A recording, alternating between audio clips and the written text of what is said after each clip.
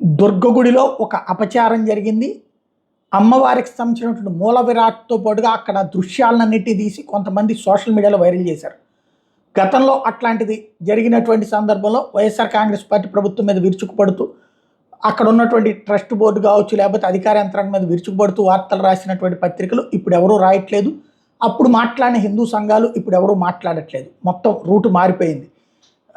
Down play ఏది చేయాలి, highlight ఏది చేయాలి అన్నటువంటి ఆంధ్రప్రదేశ్లో నిర్దేశించేటటువంటి వర్గాలు ఇది డౌన్ ప్లే చేస్తున్నాయి ప్రస్తుతం. అయితే సోషల్ మీడియా ఊరుకోదు కదా, వాళ్ళు హైలైట్ చేస్తూ నిలదీస్తున్నటువంటి నేపథ్యంలో దుర్గగుడి అధికార యంత్రాంగం కీలకమైన ప్రకటన చేసింది.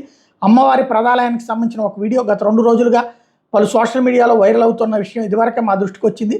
వెంటనే సంబంధిత అధికారులను ఆదేశించి సీసీ కెమెరాల ద్వారా అందుకు సంబంధించిన విచారణ చేపట్టి కొందరు అనుమానితులు గుర్తించడం జరిగింది. దేవస్థానం పరువుకు భంగం కలిగించేటువంటి చర్యలకు పాల్పడిన వాళ్ళ మీద పోలీస్ శాఖ ద్వారా చట్టపరమైన చర్యలు తీసుకోవడానికి గాను ఆల్రెడీ చర్యలు మొదలైనవి.